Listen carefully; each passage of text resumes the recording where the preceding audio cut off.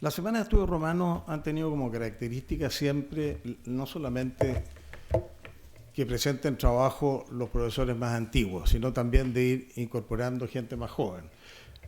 La demostración de eso ha sido la conferencia de Paulo, la conferencia de Daniel, y en este caso de Emiliano Buis. Emiliano Buis nos conocimos hace como 1 año o 2 años más o menos en Argentina. Él es un investigador que está trabajando temas que a mí me interesan mucho personalmente, porque están siempre como en la frontera entre el derecho y la historia, digámoslo así.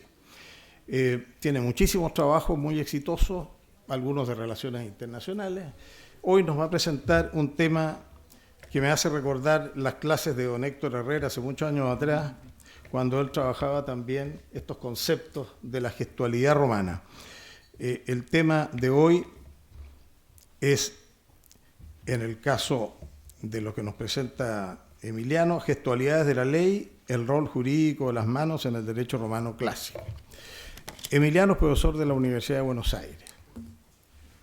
Y debo decir también, porque en Argentina es importante, del CONICET. Bueno, muchas gracias. Ya los expositores que me precedieron ya agradecieron suficientemente, pero nunca es suficiente, así que voy a agradecer tanto a Raúl Buonocore como a Paulo Donoso por organizar este evento y a toda la gente del Instituto de Historia que nos ha abierto las manos, ya que voy a hablar de las manos, para recibirnos muy hospitalariamente. La otra gran ventaja de hablar ahora es que puedo ir reposando en muchas de las cosas que algunos de los colegas ya estuvieron presentando, así que creo que voy a complementar un poco lo que Daniel estuvo mencionando respecto al sistema valorativo, digamos, de los romanos, solo que yo, en vez de focalizarme en el ánima, como Salustio, voy a prestar particular atención al corpus, es decir, al cuerpo que acompaña materialmente eso que el espíritu puede llegar a elucidar. Este trabajo se marca en un proyecto un poco más amplio que intenta ver la importancia legal del cuerpo y el rol que cumple en la interacción entre sujetos y objetos, particularmente en los espacios del derecho o de los derechos de la antigüedad. En este caso, me voy a proponer focalizar la atención en un tema que vengo explorando recientemente, que tiene que ver con las dinámicas de las manos. Mi idea es comprender los modos en que, mediante el despliegue de las manos y los efectos, el orden jurídico romano consagra definiciones identitarias de fuerte alcance político. Un estudio de las manos, entonces, como instancia de contacto no verbal, como materialización de gestualidad, tal como nos permiten observar las fuentes clásicas sobre las que voy a intentar hablar, permite indagar en los cuerpos como vehículos de transmisión de instancias de poder. Con estas reflexiones preliminares, que voy a sustentar en las teorías de la corporalidad y en los estudios sobre cultura material, me interesa sugerir algunos lineamientos, quizás con miras a una conclusión un poco más amplia. Por un lado, mostrar que un ordenamiento de reglas, como el vigente en la Roma republicana, reposa parte de su eficiencia en acciones que se producen a partir del nexo entre personas y cosas, complementando así las palabras eficaces de las normas sustantivas, complejizando la naturaleza del derecho mucho más allá de la propia textualidad. Por otro lado, y como consecuencia de esto mismo, me interesa argumentar que un análisis fundado en la gexis somática y en el materialismo, un proyecto que los historiadores del derecho no han encarado demasiado, me parece que con esto se contribuye a avanzar en un mayor discernimiento de las particularidades de los sistemas jurídicos antiguos. En una contribución importante dentro de la esfera de los estudios sociales, ya en 1986 un autor como Guiraud explicó el valor simbólico de la comunicación del cuerpo.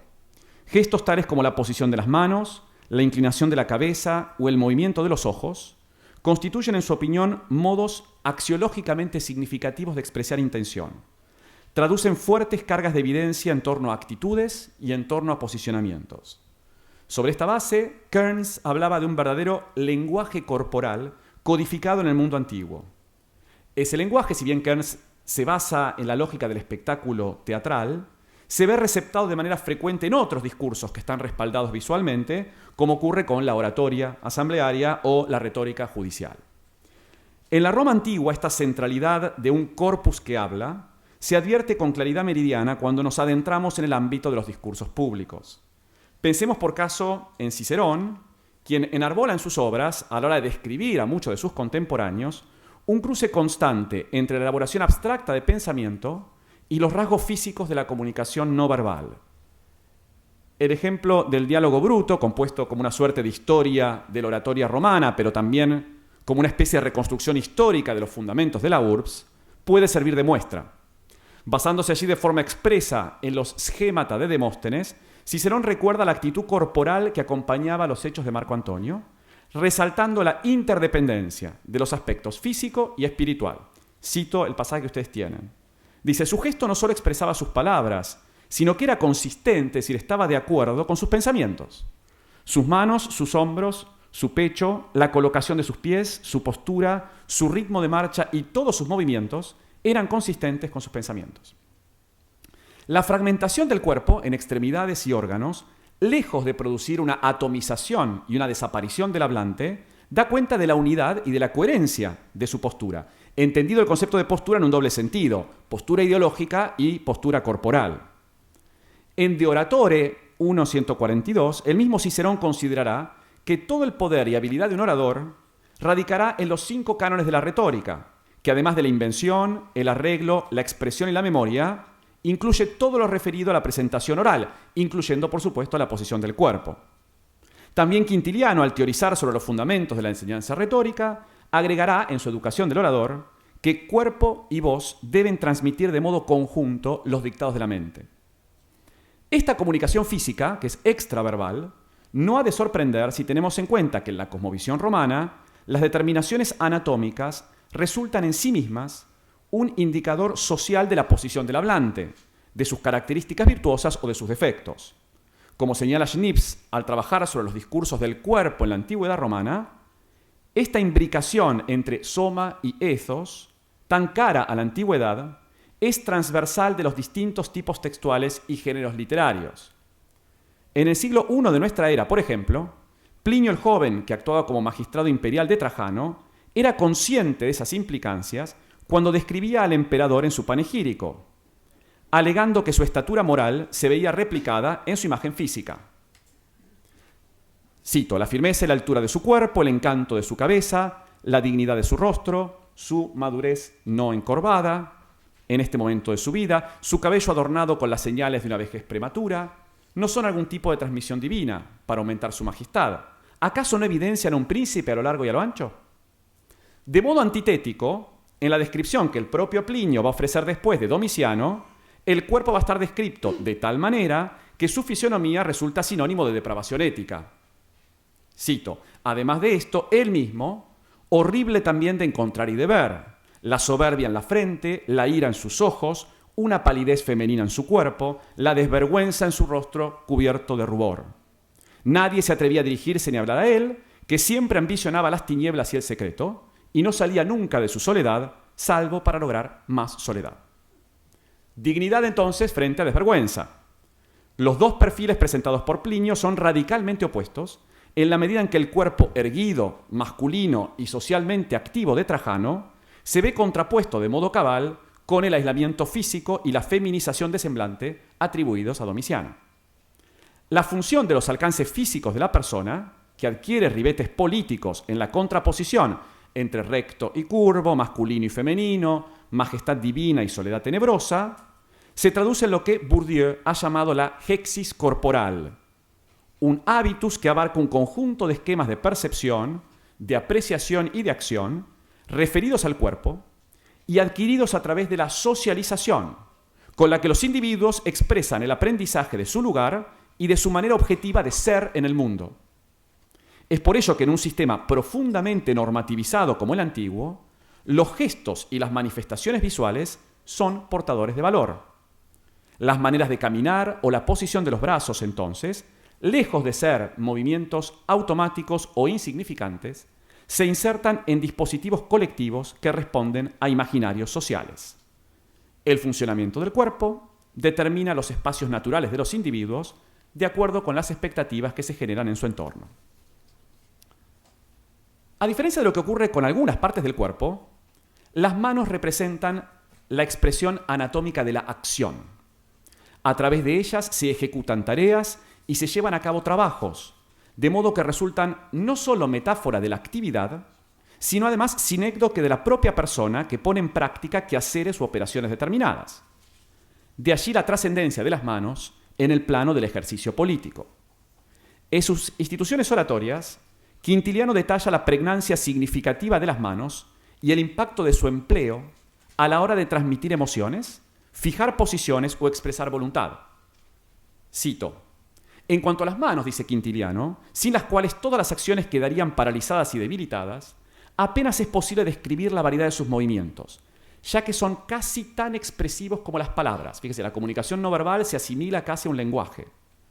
Pero otras partes del cuerpo pueden ayudar al hablante, mientras que casi se pueden decir que las manos hablan, locuuntur. No las usamos para exigir, prometer, convocar, despedir, amenazar, suplicar, expresar aversión o miedo, cuestionar o negar. No las empleamos para indicar alegría, tristeza, vacilación, confesión, penitencia, medida, cantidad, número y tiempo.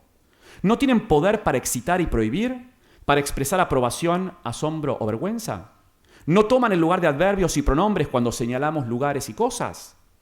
De hecho, aunque los pueblos y las naciones de la tierra hablan una multitud de lenguas, comparten en común el lenguaje universal de las manos. La gestualidad de las manos, entonces, es polivalente en términos simbólicos, en tanto la ubicación relativa de los dedos, su desenvolvimiento, su deixis, son indicativas de afectividades o transmiten información relevante en el plano de la demostración. Aquí nos va a interesar, dentro de la multiplicidad semántica inherente a las manos, estudiar sus implicancias en un plano concreto, que es el plano del derecho romano preclásico y clásico. Me interesa mostrar en qué medida el despliegue anatómico forma parte de la conceptualización de lo jurídico y cómo las fórmulas legales se entienden mejor si se presta atención al sustento material que las avala y a los movimientos físicos que consagran los condicionamientos políticos. Si el derecho como tal está impregnado en su praxis de una verdadera semiótica del cuerpo, un análisis del papel que cumplen las manos en los procesos y vínculos jurídicos puede echar luz sobre el fenómeno de forma particularmente relevante. A diferencia de otros sentidos como la visión, el olfato o el oído, en un libro publicado en el 2017, Purves ha dicho que el tacto abarca mucho más que el resto de los órganos. El tacto permite mediar casi todo aspecto de las relaciones interpersonales. Es un contacto directo, a diferencia de los otros sentidos, ya que está asignado mayormente por la inmediatez de la puesta en relación entre el cuerpo propio y la materia externa.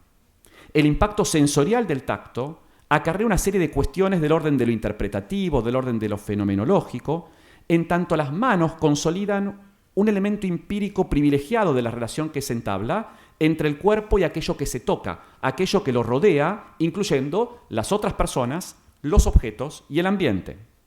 En este sentido, mediante el acto de tocar, se pone de manifiesto las distinciones entre lo subjetivo y lo objetivo. Y además, por supuesto, se invierten muchas veces estas condiciones. En este panorama, las manos cumplen un papel fundamental en el ejercicio del tacto.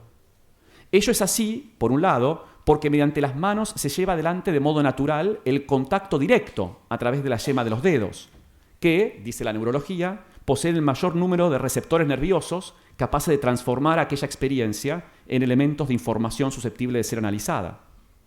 Pero además, el empleo de las manos pone sobre el tapete la trascendencia del comportamiento subjetivo, debido al hecho de que ellas constituyen extremidades caracterizadas por promover acciones, por expandir la agencia humana mediante una intervención voluntaria en el afuera. Lejos de ser un miembro pasivo del cuerpo, las manos sirven como mecanismo activo de interacción con el universo circundante. De allí que el contacto mediante las manos haya sido habitualmente interpretado como metáfora de la violencia física. Irse a las manos, por ejemplo. Mediante las manos, sin embargo, no solo se toca. Con ellas se agarran los objetos, se manipulan los elementos que están a nuestro alcance. Cuando ello ocurre, las manos tienen el poder de objetivar aquello que retenemos y, en consecuencia, lograr dominarlo.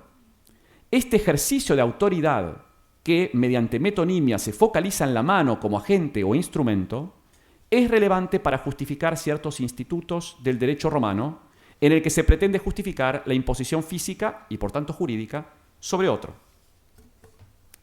En el marco de las acciones legales previstas en el derecho romano arcaico, era necesario proferir, según Gallo, palabras ciertas y solemnes. Sin embargo, se ha dejado de lado, en esta descripción de Gallo, el elemento físico que acompañaba estos actos. No es un dato menor que entre las distintas acciones de la ley del ius civile, el rol de las manos haya sido elocuente. Tomemos el caso de aquella acción vinculada a la situación del acreedor, que siendo ciudadano romano, decidía llevar a la justicia al deudor, mediante el procedimiento conocido como la manus iniectio. La toma del cuerpo del oponente en la llamada legis actio per manus iniectionem recurría de modo explícito a la imagen de la captura física mediante violencia. Fíjense, la idea, esta es la descripción que hace Gallo respecto de esto en el libro 4, dice, puesto que, la frase que hay que pronunciar, ¿no? Puesto que has sido juzgado en mi favor o has sido condenado a pagarme, a causa de esto yo pongo sobre ti la mano, manum iniquio. Y dice al mismo tiempo, tenía que aprenderle cualquier parte del cuerpo. La imagen explícita de la mano que se arroja encima, inicere, para indicar la posesión del cuerpo del deudor, mediante el verbo prendo, es relevante para mostrar los matices conceptuales de esta semiótica corporal. A la manus, como extremidad definida responsable del accionar impuesto por la ley, se opone la indefinición propia de la parte cualquiera del cuerpo que correspondía a ser aferrada, aliquam partem corporis. Frente a la acción lícita del acreedor, el deudor se ve objetivado por el despliegue manual, convirtiéndose en un elemento susceptible de ser tomado contra su voluntad.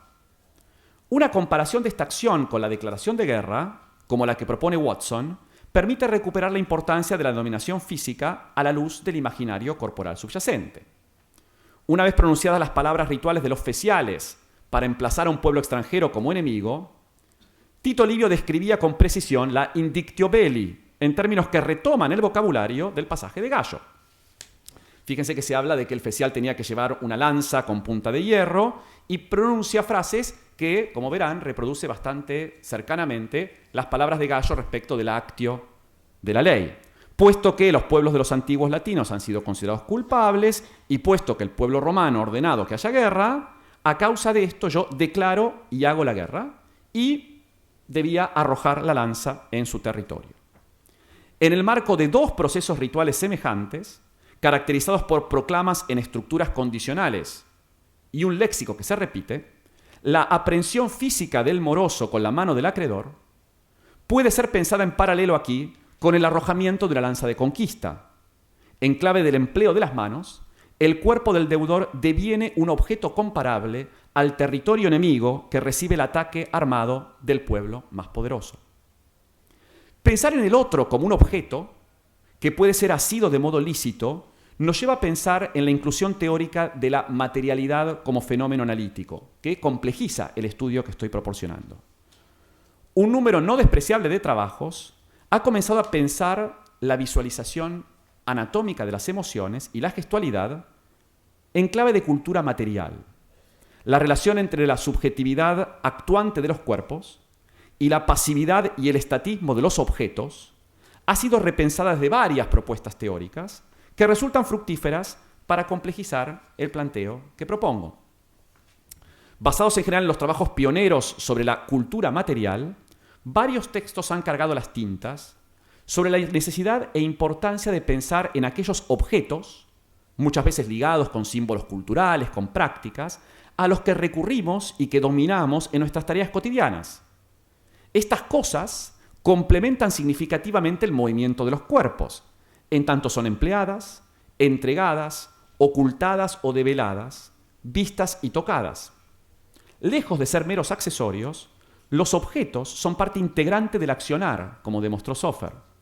El poder de circulación de los objetos no puede subestimarse porque de hecho permite apreciar la interacción física de los sujetos. Los objetos de hecho definen la subjetividad.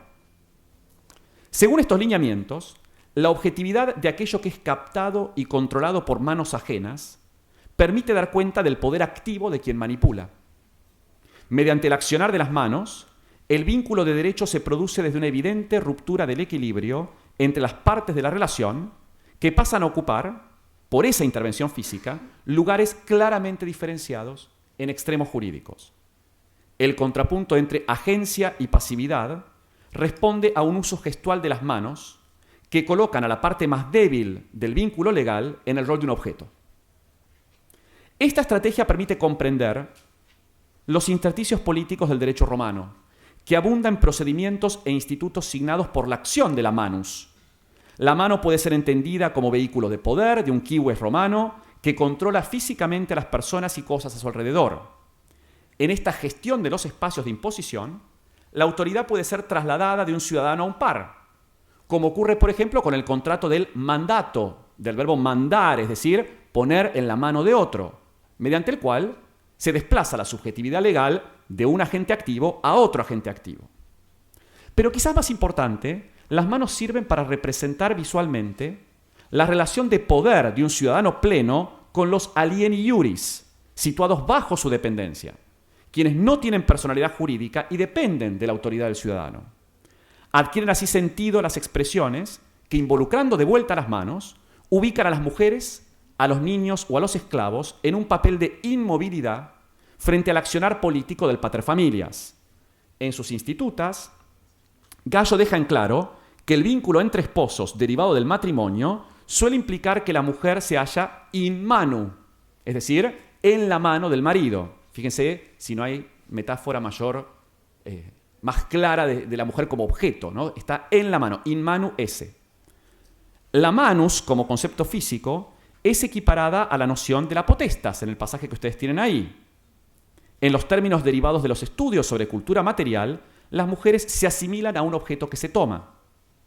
Y si bien el propio Gallo dice que el concepto de poder in manus se limita a las mujeres, con relación a los hijos también, el derecho romano fija, por ejemplo, la idea de la emancipatio como una potestad paterna, que consiste en términos físicos en permitirle a un menor, bajo ciertas condiciones, salirse de la mano del padre.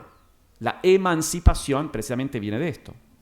Respecto de los esclavos también, el derecho romano consagra el instituto de la manumitio, cuando se hace alusión al acto de liberar a un servus de la autoridad del amo, asimilado entonces de vuelta a la liberación de la manus de quien tiene el poder. La vinculación de estas categorías legales con el régimen de regulación de las cosas es estrecha, sobre todo si consideramos que al transferirse la posesión de ciertos objetos, que el derecho romano identifica como res mancipi, estos debían ser entregados físicamente mientras se pronunciaban fórmulas verbales solemnes. Según Gallo, dice, es por eso que se llama mancipatio, porque la cosa es tomada en la mano o con la mano. Todos estos ejemplos muestran bien que las manos cumplen un fuerte rol simbólico en el mundo jurídico romano, en tanto traducen una política de los cuerpos. La idea detrás de estos conceptos es que mediante la manus, el sujeto de derecho consolida su identidad como actor sui iuris y es capaz de imponerse mediante un poder jurídico que reposa en la imagen de la fuerza física del control material. Pasemos al segundo aspecto de mi planteo, ya que las gestualidades del cuerpo adquieren más de un valor semántico y los contextos y particularidades de la expresión del cuerpo pueden a veces dar cuenta de una pluralidad de sentidos. Me refiero aquí al hecho de que frente al concepto genérico de manus, como vimos entendida en términos de autoridad ciudadana frente a los otros, es posible advertir de modo simultáneo la importancia jurídica de otra noción, la noción de la dextera, la mano diestra, cuyas instancias de aparición dejan entrever significaciones muy distintas desde una perspectiva interesada en la dimensión física del derecho. Si la manus puede ser tenida por símbolo de lazos jurídicos, la diestra, asociada con la diosa Fides, la diosa de la fidelidad, representa una metonimia corporal de la confianza y la solidaridad que acarrea sólidas consecuencias legales. En su Historia Natural, Plinio el Viejo sostiene: en otras partes del cuerpo hay una especie de religión, como ocurre en la mano diestra, in dextera. Es ofrecida en fe. La importancia de la dextera y su asociación con el plano de la fides introduce una serie de matices interpretativos importantes. Me refiero en particular a las frecuentes referencias al hecho de unir las manos derechas, lo que los romanos llamaban la dextrarum iunctio, gestualidad que adquiere relevancia en el plano jurídico, en tanto se concibe como modo de sellar pactos a partir de la confianza mutua. Las connotaciones de este acto, que obviamente remite al saludo y a la cortesía, involucran valores referidos a la armonía, la fidelidad, la afinidad, la amistad y la lealtad. Es el caso de un testimonio de Tácito, cuando describe en sus historias los obsequios presentados en tiempos del emperador Galba por la ciudad de los Lingones, de acuerdo con los viejos ritos. Allí Tácito sostiene que las manos diestras unidas constituyen un emblema de la relación recíproca de hospitalidad. Dice hospiti insigne. De hecho, en otro pasaje, 282, de vuelta hablando de un pueblo extranjero que ofrece la mano derecha, dice que estos son concordiae insignia. El apretón de manos, pues, reviste un alcance político-jurídico especial, puesto que permite traducir una equiparación de las partes.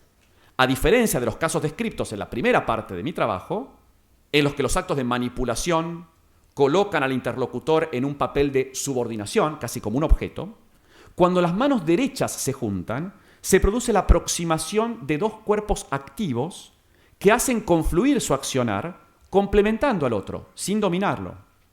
Las manos unidas, entonces, afirman una relación de equiparación. Son válidas para describir visualmente la celebración de contratos en el ius civile o la firma de acuerdos en el ius gentium, porque responden al accionar de dos individuos que voluntariamente arriban a negociar desde un reconocimiento mutuo y desde la aceptación recíproca de una condición simétrica. Lejos de la manus como indicación de desbalance, aquí el rol jurídico de la dextera consiste en poner en contacto a dos sujetos concebidos en un plano de igualdad de negociación. La frecuencia con la que la dextrarum iunctio aparece en las imágenes romanas, con las que voy a cerrar esta presentación, da cuenta de este intento por representar iconográficamente el entendimiento entre pares. Una de las primeras imágenes romanas conservadas, las pinturas murales de la tumba de los Fabios en la necrópolis del Monte Esquilino del siglo III a.C., ilustra sucesos que, según Coarelli, corresponden a escenas de la Segunda y Tercera Guerras Samnitas.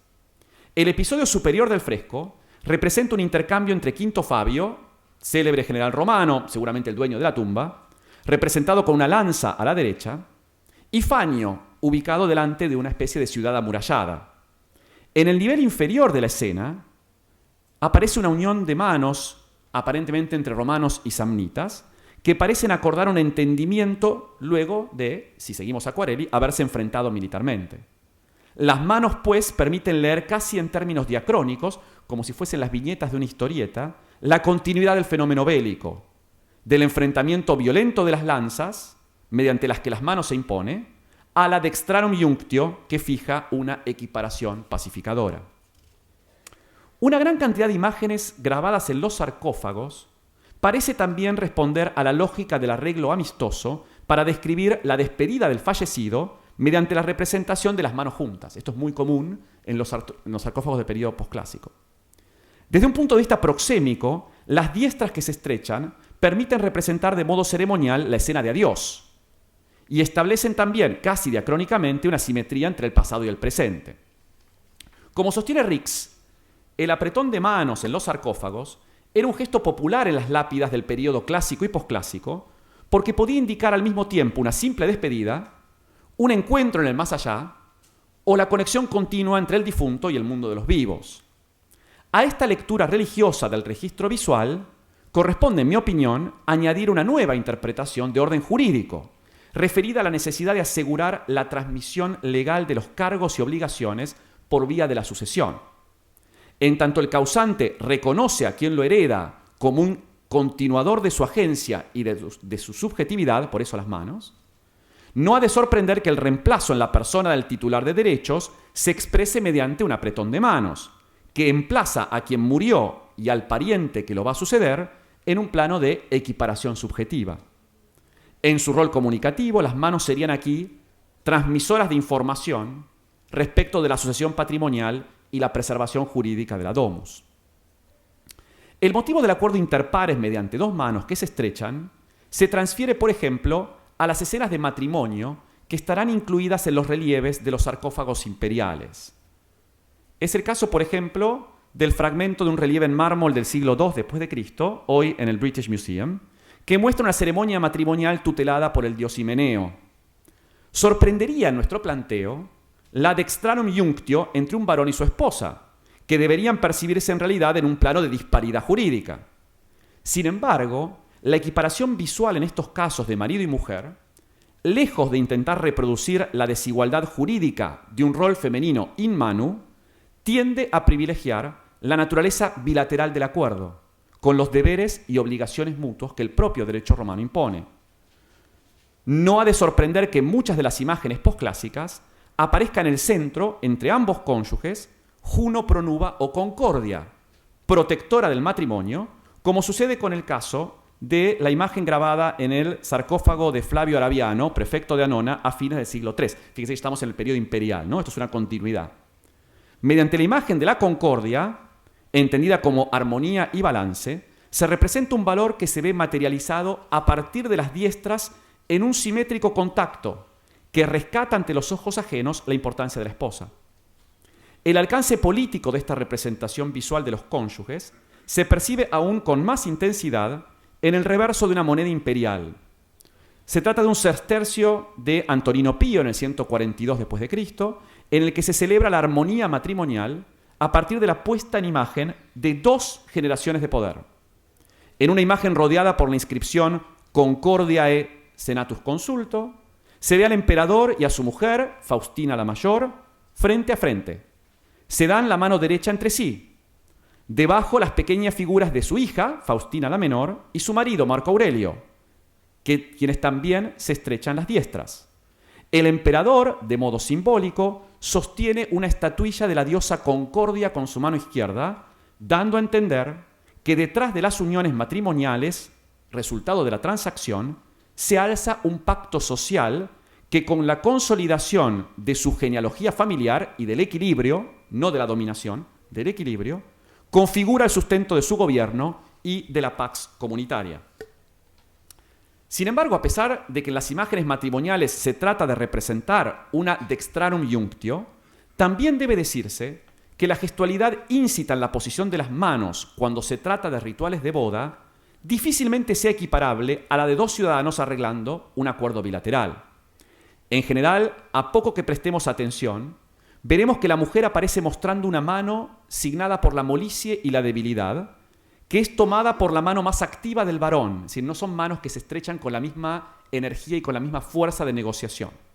Esto es, por ejemplo, lo que se aprecia en un sarcófago del año 240, actualmente en la Gliptoteca de Múnich, la imagen E. Fíjense, bueno, la imagen es un poco pequeña, pero fíjense que la mujer siempre tiene una mano más blanda, ¿no? Que es aferrada por la mano del marido. Esto es muy distinto de las manos en las cuales se vislumbra un acuerdo, digamos, de negociación entre ciudadanos o un ciudadano y un extranjero. En otras muchas veces, cuando se representa la instancia del matrimonio, ni siquiera hay reflejo alguno de la unión de las manos. Es decir, esto es una opción respecto a alguna representación pictórica. Esto explica que a veces incluso no haya contacto físico en las imágenes matrimoniales, sea porque no se hace explícito, como en una imagen del siglo III conservada en la Basílica de San Lorenzo. Fíjese que aquí no hay unión entre marido y mujer, o porque la mujer tiene su diestra, como en este caso, escondida bajo los velos y solo expone la mano izquierda sin ninguna experiencia de tacto, tal como ocurre con este relieve. Conclusión. Al estudiar los gestos políticos de la antigüedad, Corbeil concluía que, sin exageración, la mano simbolizaba virtualmente una serie de relaciones jurídicas que regulaban el comercio, la propiedad y la familia en Roma. En este sentido, la importancia de comprender las significaciones de que están revestidas las manos permite dar cuenta de detalles muchas veces inexplorados en la determinación de las bases normativas del orden jurídico. Una mirada moderna sobre el derecho como la que tenemos nosotros tiende a describirlo como un sistema textual de normas jurídicas.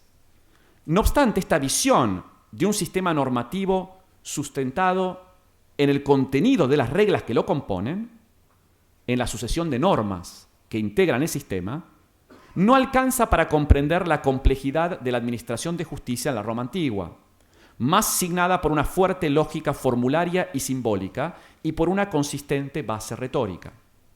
Desde este punto de vista, he intentado sugerir algunas líneas de interpretación del derecho romano preclásico y clásico que, inspiradas en las teorías de la corporalidad y de la cultura material, se focalizan menos en el contenido de las instituciones de derecho que en la práctica viva de su puesta en acción. Con ello, una revisión de las fuentes, tanto escritas como iconográficas, permite concluir que una visión más consistente del proceso judicial romano y de sus acciones requiere prestar atención a aquello que muchas veces desde una interpretación jurídica ha sido dejado de lado: el lenguaje de los cuerpos de los sujetos, sus gestualidades y posturas con relación a otros individuos y cosas. Las manos, como hemos visto, son capaces de transmitir relaciones de poder a partir de la objetivación del otro, cuando son vistas como instrumento de manipulación, o de su reconocimiento como par, cuando se trata de dos sujetos activos que negocian y acuerdan sobre la base de la concordia y la confianza. Su empleo entonces deviene altamente significativo como parte de la gexis corporal de la que hablaba Bourdieu. En función del contexto, permite superar las palabras de la ley para entender los vínculos jurídicos de sumisión a veces o de igualdad de las partes en otras ocasiones. En definitiva, de la mancipatio a la dextrarum iunctio, las manos traducen autoridad política de modo eficaz. Al fijar visualmente la identidad de sujetos y objetos, y al comunicar información acerca del rol de los cuerpos en contacto, las manos son parte integrante, yo diría privilegiada, de la transmisión axiológica de la cultura sobre la que se asienta el derecho romano. Muchas gracias.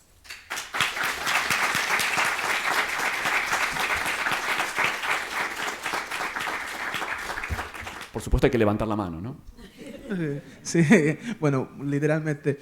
El concepto del uso de la mano, ¿no es cierto? Ya usted lo dijo, ¿no es cierto?, en la declaración de guerra, ¿no es cierto?, con este acto de lanzar esta lanza, ¿no es cierto?, en territorio enemigo. ¿Qué pasa con los duelos entre personas, digamos, con la provocación o la incitación al duelo? ¿Hay una gesticularidad particular de todo esto? Sí, sí. De hecho, yo me he focalizado, porque por supuesto este proyecto puede dar para muchas, digamos, para muchas derivaciones, digamos, dado que en realidad la gestualidad, en términos simbólicos, es constitutiva de todo acto, tanto en el dominio de lo público como de lo privado.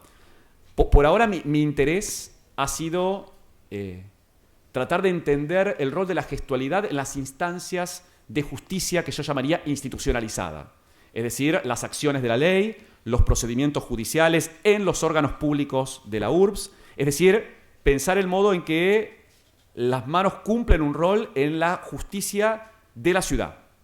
Por supuesto que habría que hacer todo un segundo trabajo, mucho más complejo seguramente, respecto de cómo este juego de manos y esta manipulación gestual reproduce a su vez movimientos de manos en otros actos. De hecho, uno podría pensar que el duelo, en tanto primer atisbo, digamos, por institucionalizar lo que hasta ese momento era la venganza privada, sería un primer grado de institucionalización respecto de la violencia interpersonal.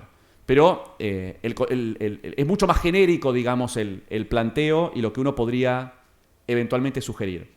A mí lo que me parecía interesante en este punto es pensar en aquellos actos jurídicos que están fundamentalmente atravesados por la palabra, cómo aparece, digamos, la gestualidad del cuerpo.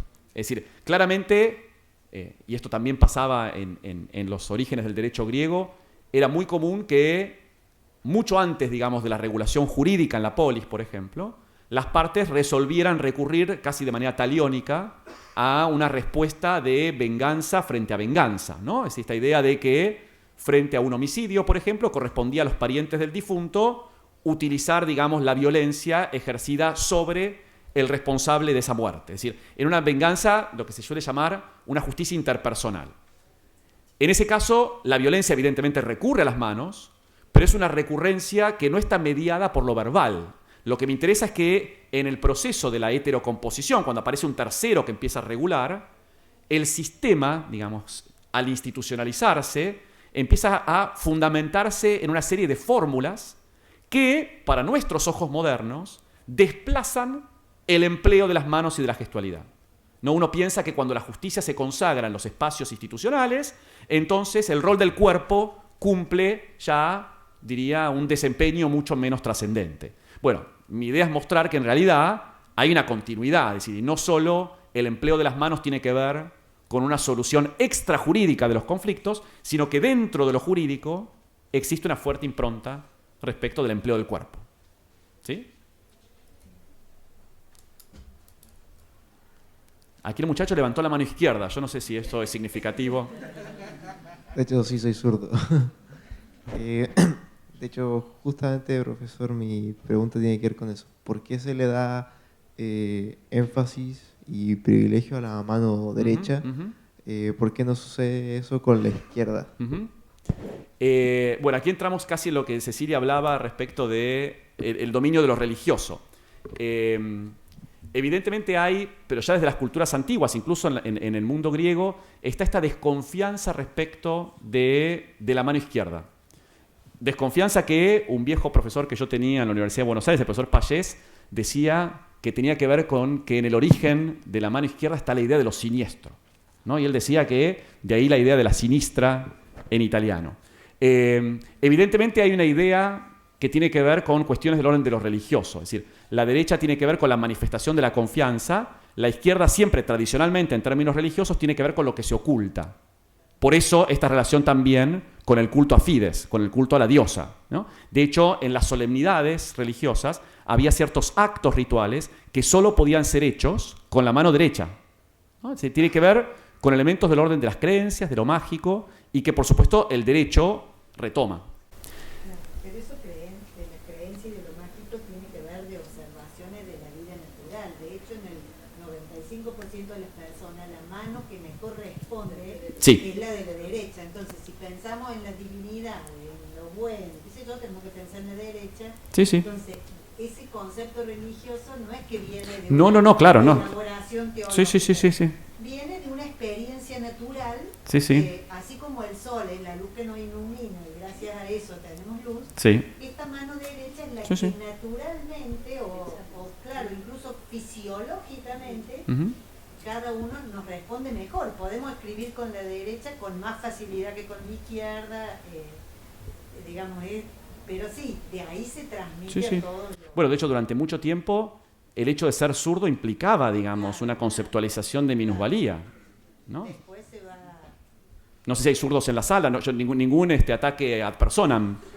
El muchacho que levantó la mano izquierda calculo que será zurdo y por eso este interés, esta voluntad de no ser excluido, digamos, de los principios del derecho romano. Bueno, pero yo ya Sí, adelante. quería decir la verdad que agradecerte porque realmente me parece muy interesante, digamos, y realmente muestra este otro lado. Y ahora sí yo quiero hacer una relación con un poco con mi espacio de trabajo, porque me parece interesante esto que vos estás proponiendo como línea de investigación, ¿no es cierto?, el no limitarnos al corpus de lo normativo dentro del ámbito del derecho, sino tomar este espacio de la gestualidad. Como yo no soy de derecho, entonces es muy poco, no te puedo aportar nada, pero sí, si yo pienso en ese tipo de problemática dentro del ámbito de la religión romana, que en realidad, si pensamos en la gestualidad, se une mucho a la ritualidad, y vos hablaste de institucionalización, etcétera, no lo podemos dejar, digamos, como tan extraño. Si yo pienso, ¿no es cierto?, en esta diferencia, ¿no es cierto?, los ritos son los actos de la acción concreta, de la gestualidad, pero de una aquí y una ahora. Y cuando yo estoy hablando de investigación de estos espacios, como vos del derecho, yo de la historia, el problema es cómo reconstruyo, cómo trabajo con este corpus, de los cuales yo no tengo registro más que lo que se cuenta en los corpus de tipo normativos. Y ahí veo, porque lo veo en mi caso, estos problemas para la investigación histórica de estos espacios, porque si, digamos, si trabajamos estos campos, ¿no es cierto?, en la actualidad, tenemos perfectamente, porque el campo de la acción todavía la podemos, o tenemos registro incluso para otras épocas, en otros soportes. Sí. Nosotros no tenemos ni siquiera... Y si bien es cierto que tenemos esto, que igual los podríamos tener para los actos de culto o religiosos, hay que pensar que esto también es un lenguaje y que muchas veces puede responder a modelos iconográficos más que a las acciones reales de lo que hace. Hay como tipos en torno a los cuales se trabaja. Entonces, a mí, yo veo porque yo me topo Sí, yo sí. misma con esas cosas, estas dificultades, Ujú. digamos, que por un lado hay que abrir estos espacios porque Ujú. hay que ver que eso es un problema que nos queda y que está latente y al que nos podemos acercar, pero que el corpus, que en todo momento es un desafío, ¿no? Sí, sí, tal cual. Bueno, sobre esto, muchas gracias, Cecilia. La verdad que compartimos algunas de las penurias, digamos, metodológicas. Bueno, una de las cosas que quizás a los que venimos del derecho nos cuesta más respecto de relacionarnos con esta fuente, estos documentos antiguos, tiene que ver con que para nosotros, y la idea de lo jurídico es una idea que se ha construido, digamos, con independencia del resto de las regulaciones sociales, ¿no? Identificamos lo jurídico, de hecho los romanos han hecho mucho también para centralizar la atención en la idea de un jus con ciertas particularidades.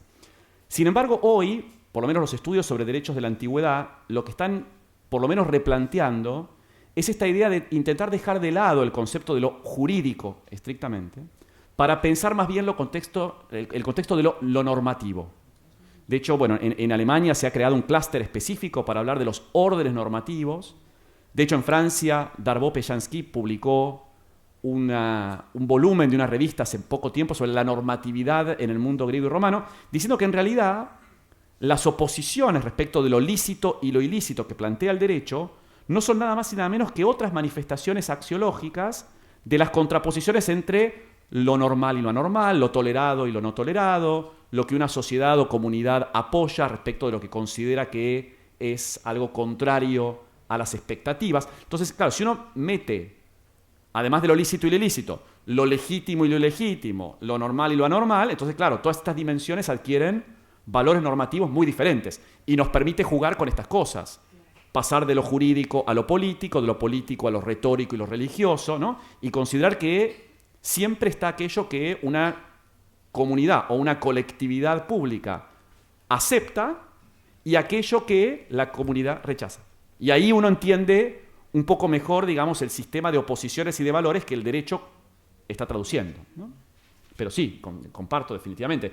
Y de hecho parte de lo normativo tiene que ver con las convenciones artísticas, ¿no? Es decir, si se representa un cuerpo humano de determinada manera, es porque esa representación visual del cuerpo humano es lo aceptable, lo tolerable, lo deseable, frente a una contraposición con aquello que es lo no deseable. Y de hecho hice un trabajo hace poco, en el caso del derecho griego, sobre los cuerpos erguidos y los cuerpos curvados. De vuelta, esto es política. Digo, el propio Aristóteles dice que el buen ciudadano tiene que tener un cuerpo erguido, porque el cuerpo curvado es propio de las mujeres y de los esclavos, ¿no? Entonces, como en la propia presentación o en la propia imagen gráfica de los cuerpos ya está esta idea de la corrección moral, la corrección política, ¿sí? Es decir, tiene que ver con esto, con lo normativo.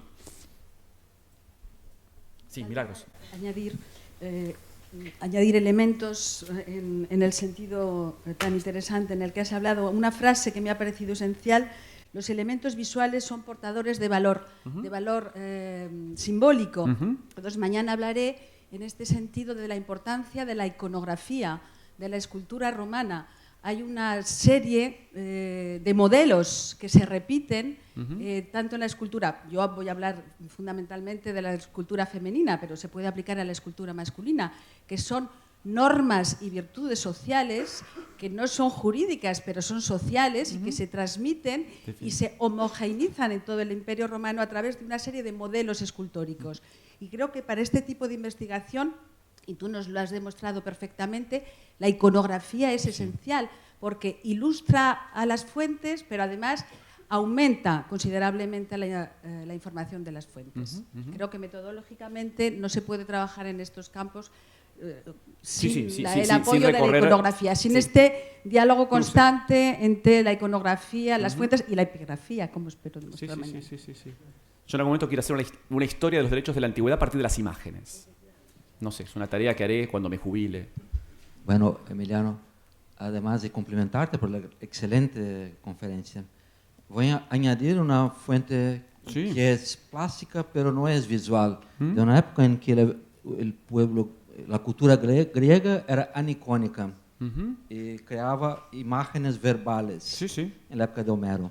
Y ahí está una fórmula hay dos fórmulas de contractualidad manual muy fuertes, que son formas de relacionamiento diplomático, jurídico, en una época, vamos a decir, pré-jurídica. Sí, sí.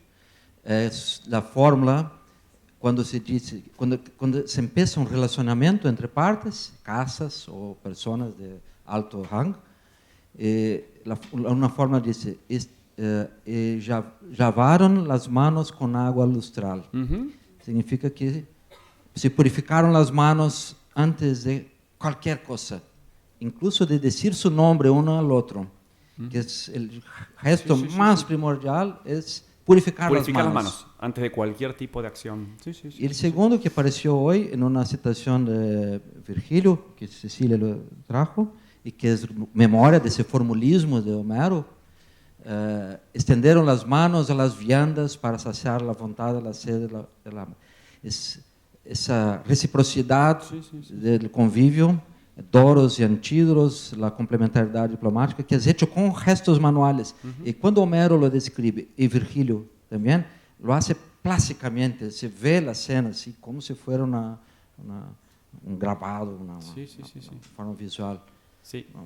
Y eso me acuerda un poco de la contractualidad entre hombres y dioses, que Cecilia lo dio un poco ahora de eso, pero también tiene una codificación visual muy fuerte en la escultura arcaica griega, donde la ofrenda del lirio, como gesto delicadísimo de subordinación, ofrenda ritual, me ocurre, es el gesto manual más sencillo de la escultórica arcaica.